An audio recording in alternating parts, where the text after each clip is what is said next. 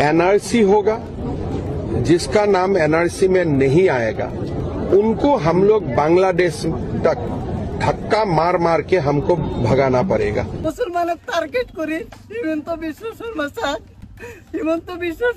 आमार मुसलमान टार्गेट करी उच्चेद करी आछे एखोनो এই ফলে রাভা আছে গারো আছে কত জায়গা খালি পড়ে। दो भाई दोनों तबाही। यूपी में योगी बाबा और असम में हेमंत दादा। हेमंत दादा में एक कमी है कि वो कपड़े भगवा नहीं पहनते, बाकी इलाज दोनों राम बाण ही करते हैं। मतलब उत्तर पूर्व का योगी कहते हैं आपको। तो वैसे मदरसों से क्या दिक्कत है? तो बंद करने का इरादा है।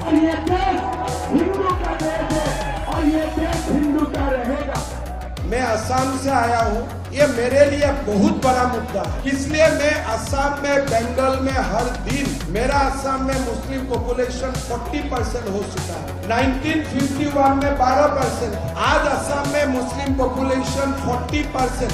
हम जिला की जिला खो चुका है। तो मेरे लिए ये मुद्दा पॉलिटिकल नहीं है, मेरे लिए ये जीना और मरने का मुद्दा। जिस दिन भारत के प्रधानमंत्री योगी आदित्यनाथ और होम मिनिस्टर हेमंत दादा बन जाएंगे, उस दिन से आप ये समझ लो कि भारत में जो घुसपैठिए हैं और उनके आका हैं, वो अपने पिछवाड़े में खुद लंबा बांस डालकर ऊपर निकल लेंगे।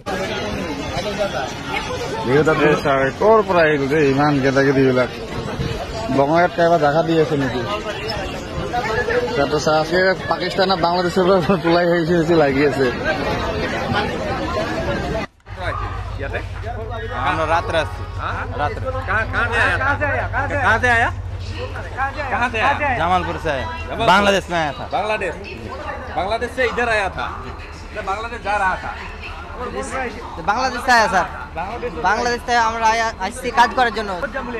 জামালপুর দিয়েছিলাম, জামালপুর দিয়েছিলাম। साधारण लोग हमारे ने ये वही लोग हैं जिनके पिछवाड़े पर हेमंत दादा असम में लात मार मार कर भगा रहे हैं। इन्हीं लोगों की वजह से आज असम का जो डेमोग्राफी है वो चेंज हो चुका है। पहले वहाँ 90% हिंदू हुआ करते थे, लेकिन आज की स्थिति ऐसी है कि 60-40 हो गया है।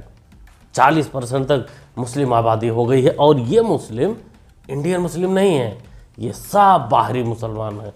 ये जिनको मियाँ मुसलमान बोलते हैं हेमंत दादा, ये सब बाहर से आए हुए हैं और यहाँ कब्जा जमा लिए। इनको इनके देश ही नहीं, जो अवैध तरीके से बसे हुए हैं, जो पकड़े नहीं जा रहे हैं अभी, उन पर भी एक्शन हो रहा।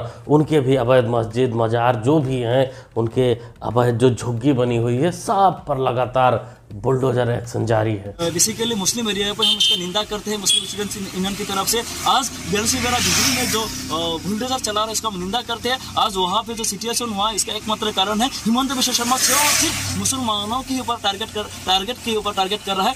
सिर्फ जो 2026 में जो चुनाव होने जा रहा है, चुनाव के मद्देनजर रखते हुए जो हिमंत विश्व शर्मा मुसलमानों के ऊपर जो अत्याचार कर रहा है उसको बंद कर दीजिए, नहीं तो मुस्लिम स्टूडेंट्स यूनियन पूरा नेशनल हाईवे ब्लॉक कर देंगे, हम पूरा रेलवे लाइन ब्लॉक कर देंगे। हम आसाम में जो अर्थनीतिक अवरोध हम करने के लिए मजबूर हो जाएंगे। मुस्लिम स्टूडेंट यूनियन की तरफ से चेतावनी है हिमंत विश्व शर्मा जी को, अगर आप ऐसा बंद नहीं करेंगे, क्योंकि India is a secular country. बेटा, इसी सेकुलर शब्द ने पूरा बेड़ा गर्क कर रखा है हमारे भारत का।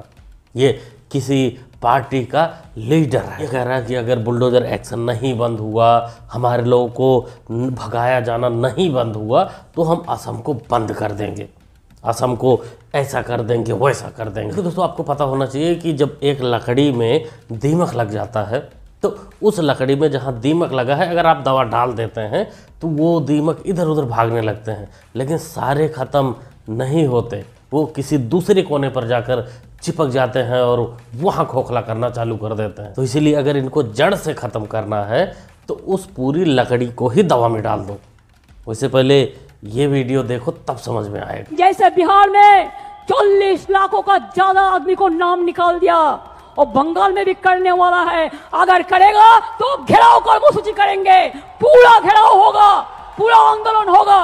हम नाम काटने नहीं देंगे। जो लोगों ने बाहर में है, हम उसको छुड़ा के ले आया, हम कोर्ट केस करके छुड़ा के ले आया। अरे जो आईन है आपका, जो कानून है, इसको हम बातिल करेगा, हम चेंज करेगा, हमें नहीं मानेंगे, हमें नहीं मानेंगे। ममता बानो, मान तो तुम्हारा बाप भी जाता अगर कुर्सी पर योगी बाबा बैठे हो। बाकी जो लकड़ी वाला हमने बोला था कि पूरी लकड़ी को ही डुबाना पड़ेगा इन दीमकों को मारने के लिए, तो वो यहाँ सटीक बैठता है, क्योंकि असम में हेमंता दादा कार्रवाई करेंगे। कुछ को भेज पाएंगे, कुछ किसी ना किसी रास्ते से, किसी ना किसी जुगाड़ से पश्चिम बंगाल और अलग अलग स्टेट में भाग लेंगे। भाई अगर असम में भाग लेंगे या कांग्रेस के राज्य वाले प्रदेश में भाग लेंगे तो कार्रवाई की उम्मीद तो हो नहीं सकती, क्योंकि ममता बानो के तो वो अपने वाले हैं और अपनों को भला कोई भगाता है। इसलिए पश्चिम बंगाल में सरकार बदलना देश के लिए ज़रूरी है, असम के लिए ज़रूरी है, असम में जो काम हो रहा है उसके लिए ज़रूरी है, और बिहार में जो काम हो रहा है उसके लिए भी ज़रूरी है।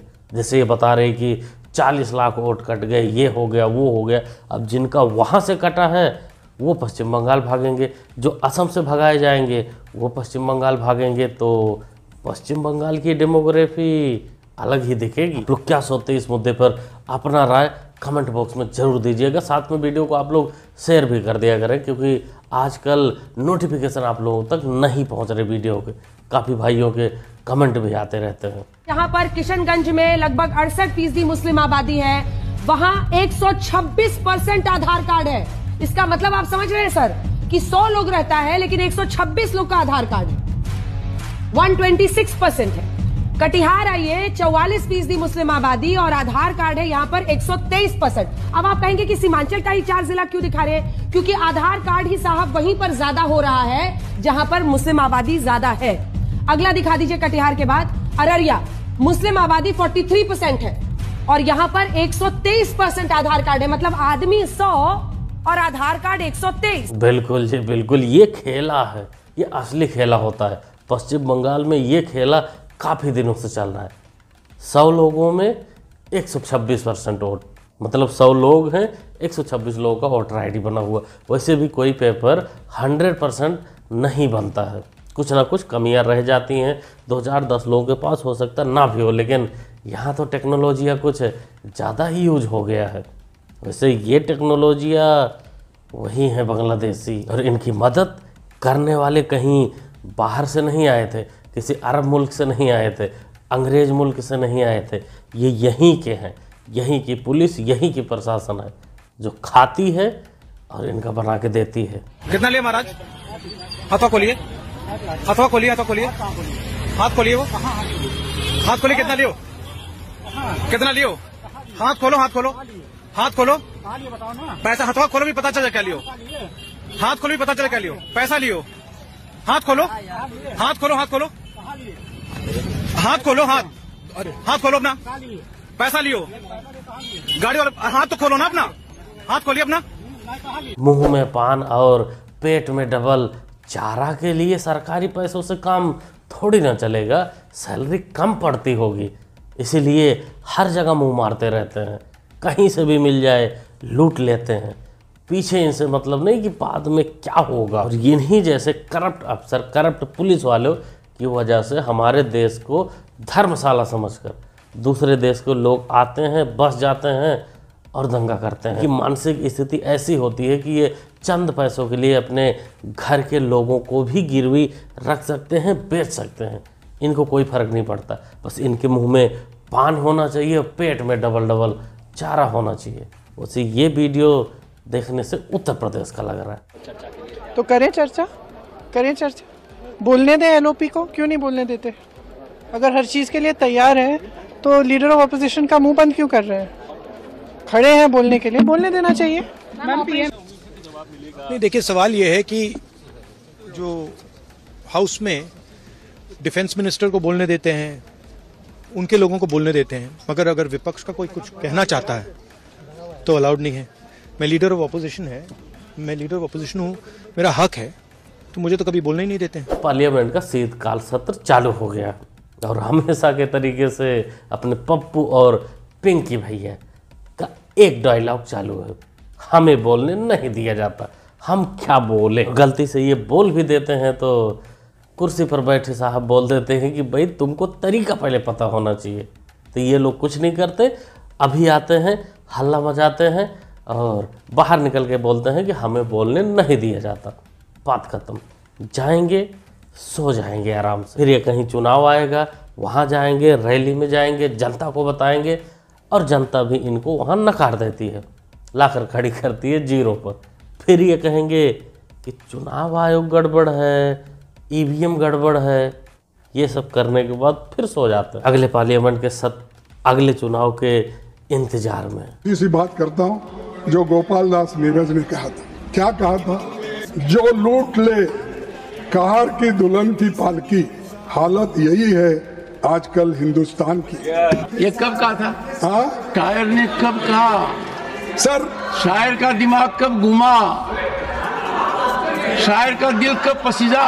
कांग्रेस सरकार का जो दौर था उस समय नीरज जी ने ये कविताएं लिखी थी। लैंडा स्वामी भूल जाते हैं कभी कभी कि इनके सामने या इनके साथ उस हाउस में दिग्गज खिलाड़ी भी हैं, दिग्गज पॉलिटिशियन है, धनखड़ और मोदी जी जैसे।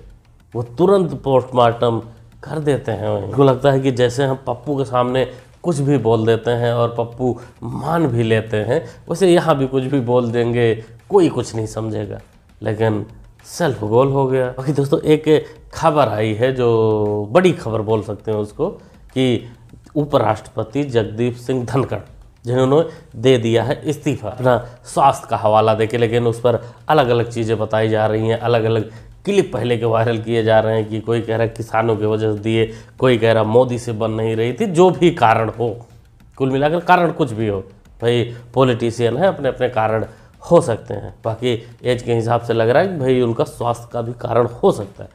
लेकिन जिस प्रकार डंडी रोना विपक्ष का चल रहा है, ऐसा तो बिल्कुल उम्मीद नहीं था, क्योंकि वो धनखड़ साहब को कभी पसंद ही नहीं किए थे। लेकिन आज उन पर विपक्ष वाले क्यों मेहरबान हैं, भाई समझ के परे है। पहले ये वीडियो देखिए।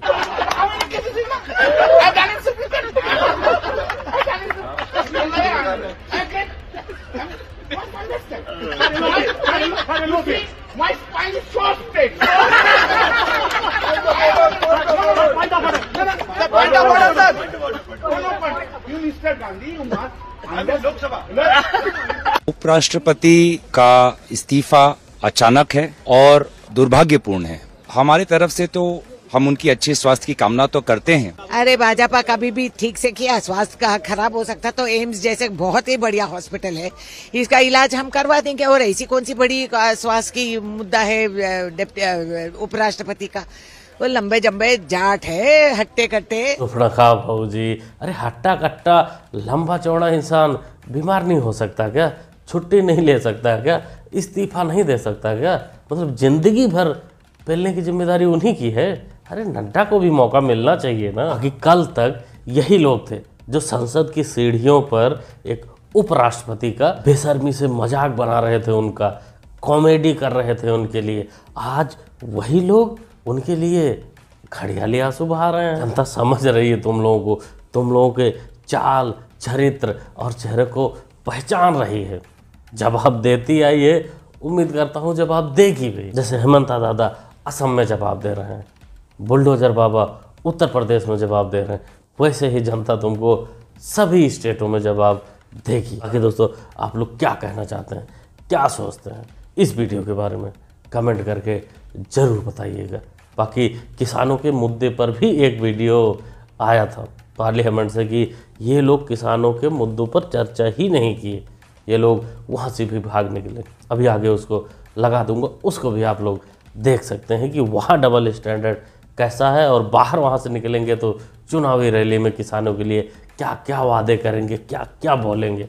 और असल में जहनीत कुछ करने की नहीं है, ना तो चर्चा ना उनके लिए काम।